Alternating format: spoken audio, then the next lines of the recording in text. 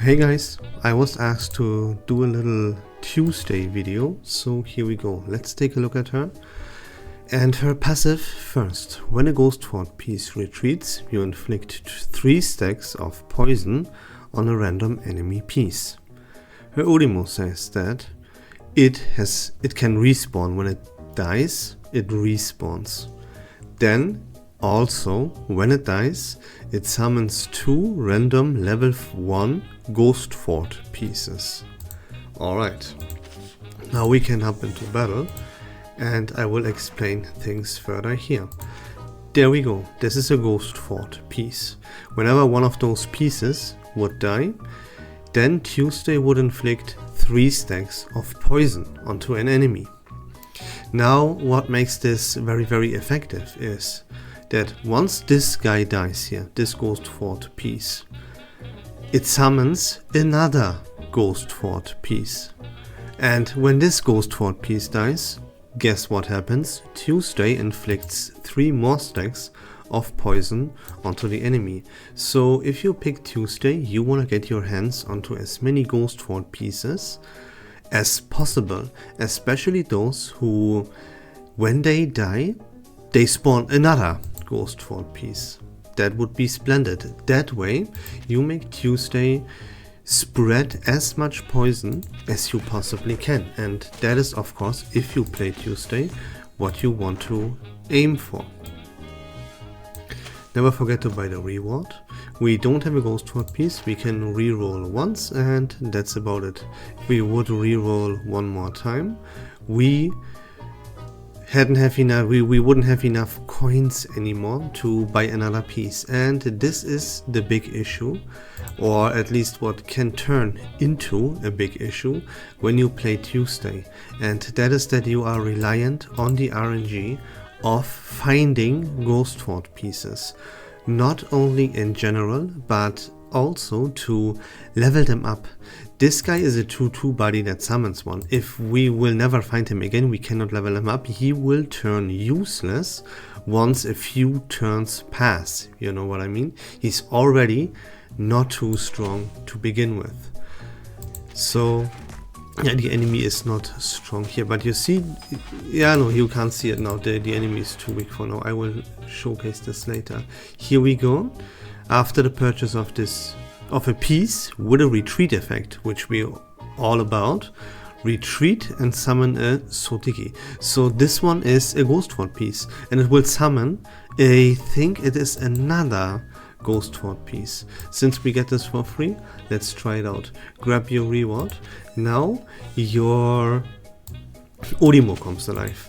That is, see, there we go. This is also a Ghostfort piece. Yeah.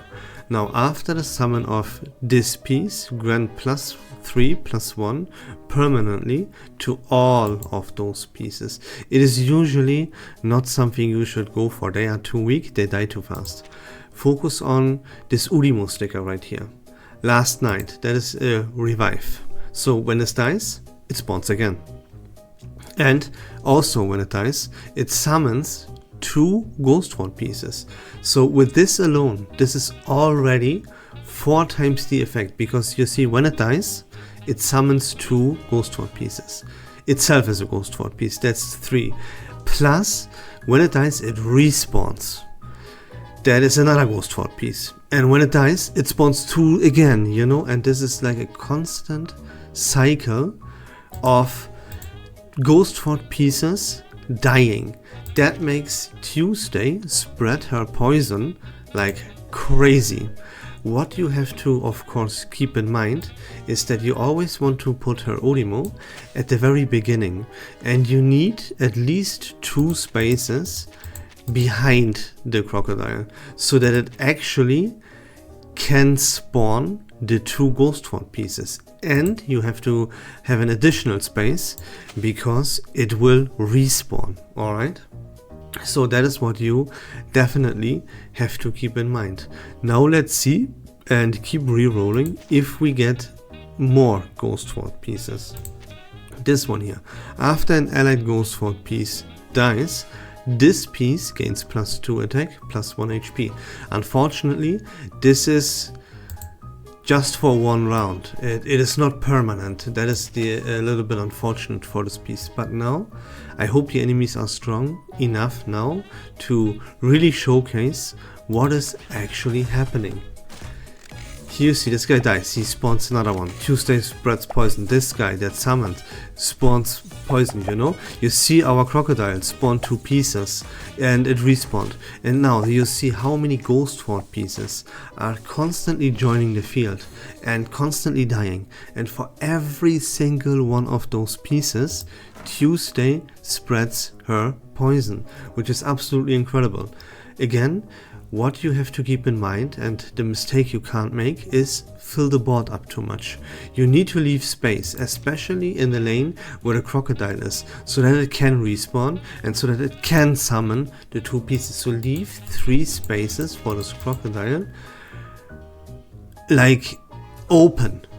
Once you come to a point where you really want to fill the board with pieces, otherwise your board will be too weak. Then what you can do is put a crocodile in the very back, so that the whole row here, all 4 spots, they die first. And now the crocodile is in this lane the only piece left, so that it can summon and it can respawn and all that jazz. You know what I mean? There is a problem with that though, because in case, like, let's say the enemy would have an ability that deals like 3 damage, 2 damage to a random enemy, it could actually hit this crocodile. It could hit our Urimo, and then its ability would be completely wasted, right? If we fill the whole lane with this crocodile in the back, then it cannot spawn. It would once respawn, right? But that is never something that we want. We want to use this crocodile to its absolute maximum potential. So we should in fact never, or at least not for like the first 8 turns or something, not fill this lane at all and focus on the lane above.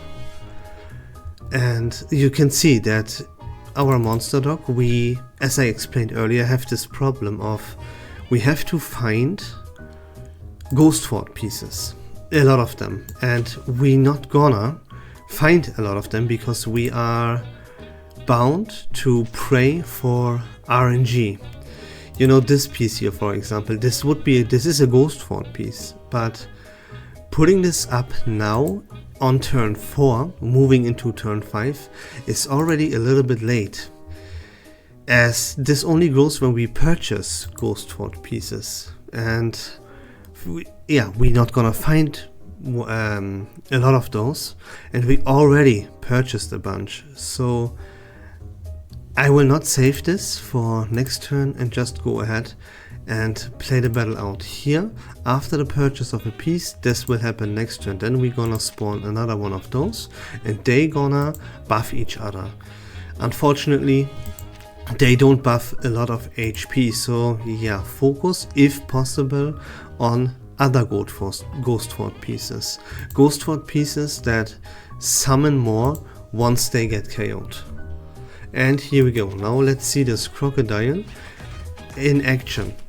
You see it gets attacked for 3, so it will die.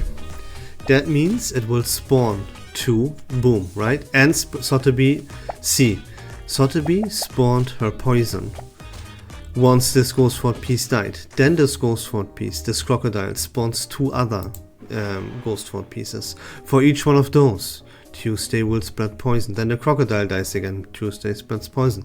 And this poison is gonna get out of control. You just need to establish as many Ghostfort pieces on the board as you possibly can. So you can see in our monster dog, we don't have any. We reset. Here, this is another Ghostfort piece that when it dies, it summons another Ghostfort piece. So this is what we're gonna purchase. Also, this is gonna die and will summon another one of those guys, which then buff themselves. You see? Boom, this is an immediate chain reaction. Dies, spawns, buffs. Actually, this one also got buffed because a piece died, you know? And now you can see our board is getting too full. Remember that we want to leave 3 spaces for this crocodile to actually work. We only have 2. So we're gonna sell something from the top lane and put the newly acquired piece, this hand right here, up in the top lane. It summons just 1. Yeah, we still want this at the second space, so that Ghostfort pieces are always in the front, so they die. Then they spawn other Ghostfort pieces, which then dies, right? And yeah, I explained it a couple of times by now, that for each and every one of those sequences, Tuesday, I almost called her Sotheby, Tuesday will spread poison for everything. Here, we buy another one of those pieces. Boom, they buff each other. Now, yeah, sometimes, right, as I explained, like you should refrain from using those, but for now, how the RNG plays out for me, I got another one of those.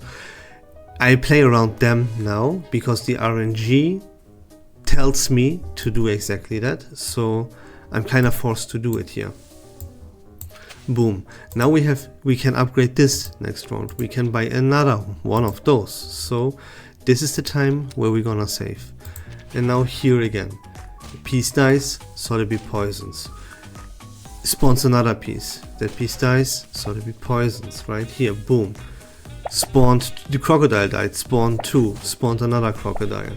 Sotheby spreads poison. You know, I think from this point onwards, you kinda get the point of what it's all about.